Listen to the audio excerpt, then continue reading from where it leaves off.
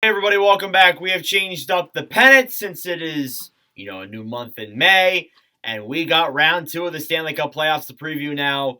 This is going to be the only one for today, but tomorrow before the game, we will post Oilers versus Knights, so be prepared for that.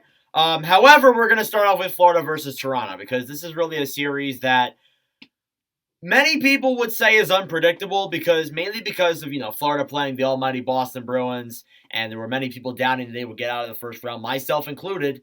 And as well as that too, there's been many doubts against this team, the Toronto Maple Leafs, to get out of the first round. But hey, they did it. So this is the first time ever these two teams have played against each other, and it's that for a lot of these series, except for honestly, I'm not entirely too sure if the Rangers win tonight.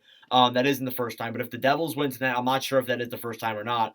But all the other two series, Edmonton and Vegas, first time they've played each other. And of course, Seattle and Dallas, first time they've played each other ever. So you got 3 of 4, maybe 4 new series here where none of these teams have ever played each other. And as well as that, too, you also have a lot of teams here. The most recent Cup winner that's in the playoffs right now is the Carolina Hurricanes in 2006.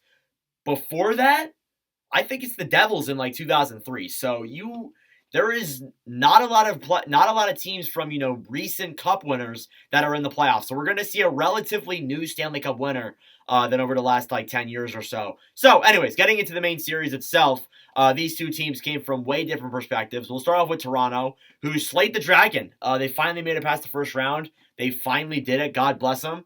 They went 50, 21, and 11 during the regular season. They had 111 points. They were 4th in the NHL, and they beat the Lightning 4-2. Now, the difference between the Lightning and the Panthers is, coincidentally, they're playing both Florida teams, which I just realized. But as well as that, too, Tampa Bay was tired. They had a lot of hurt players. Vasilevsky wasn't playing at the top of his game. With Florida, they have a chip on their shoulder for sure. Nobody thought they would even get to where they are now, and Matthew Tkachuk saying it's the biggest upset in NHL history kind of really does prove that.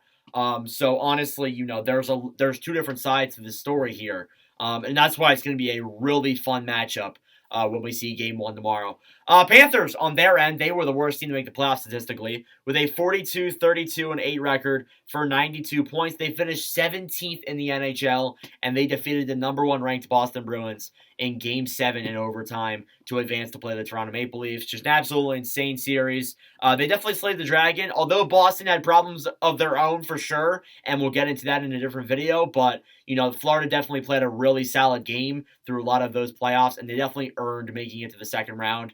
Now this series, and honestly, this playoffs are really wide open.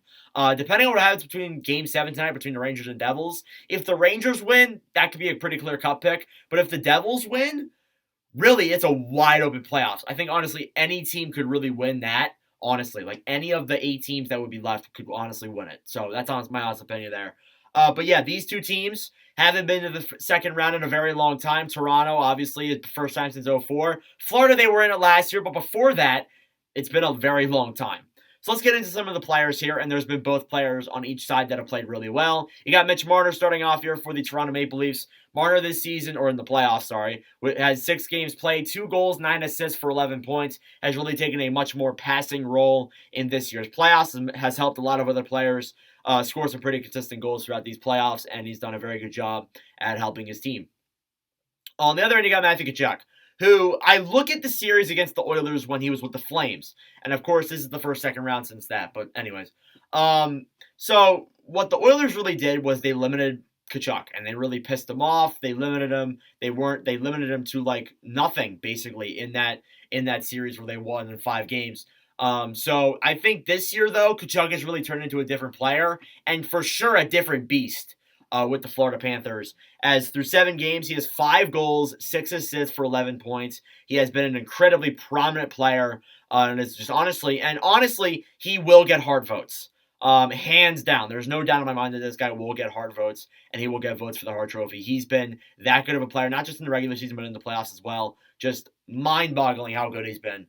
So I hope that for sure he's going to be a very key player that Toronto needs to hold down in this year's playoffs for sure, because he will. And the thing is with Florida, too, is they've come back from down behind multiple times, and in fact, too, they can steal the momentum of a game so quickly. Like, if you're going to go up against Florida, you need to stay up against Florida, and you not need to let them gain momentum at all. because they will gain momentum and they will likely win because they have done a very good job at doing so in these playoffs for sure. And also, too, I'd like to mention that in the series against the Bruins and the Panthers, in that series, the team that scored first always won the game. Florida scored, in the 4 times that Florida scored, they won. So don't let Florida score first.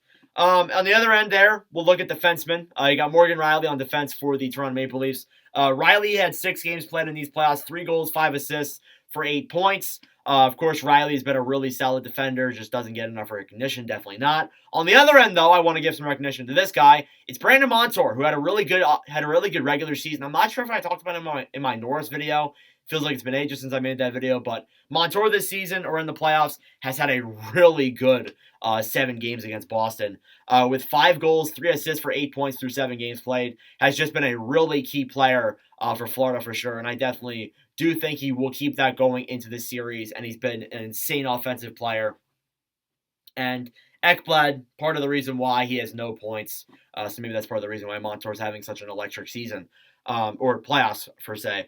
For the third leading scorer, you got Austin Matthews for Toronto. I got to give him a big shout out because Matthews definitely for sure a really solid player and has picked it up in these playoffs. And I said it. I said that he would absolutely tear it up, and he has. Matthews, 6 games played, 5 goals, 4 assists, 8 points. I believe he's on a 4-game scoring streak, so he has gained his pizzazz back. So I definitely think that Florida, if they're looking for somebody to hold down, it's definitely Matthews. Although when you look at this team, you have a lot of players to hold down.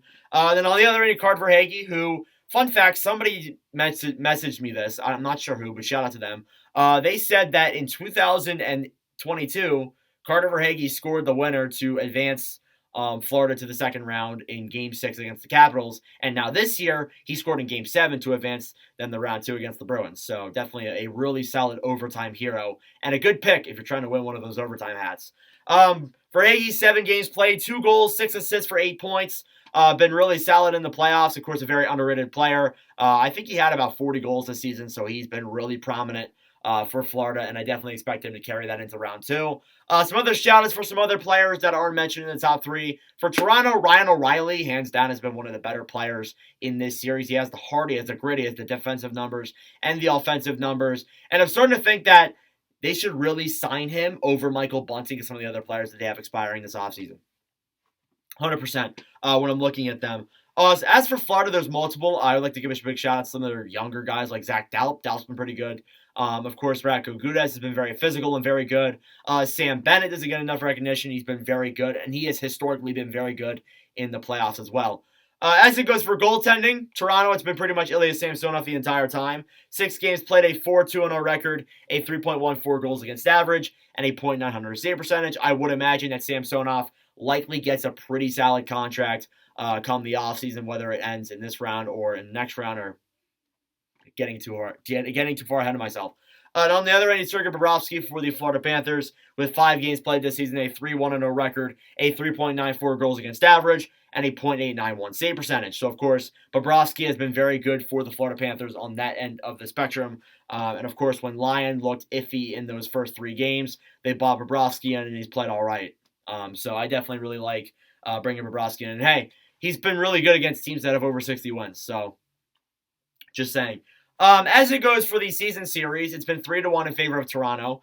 And all these series have been relatively close. And they've also been relatively recent as well. The first one, January 17th, was a 5-4 win for the Toronto Maple Leafs. March 23rd, 6-2 win for Toronto.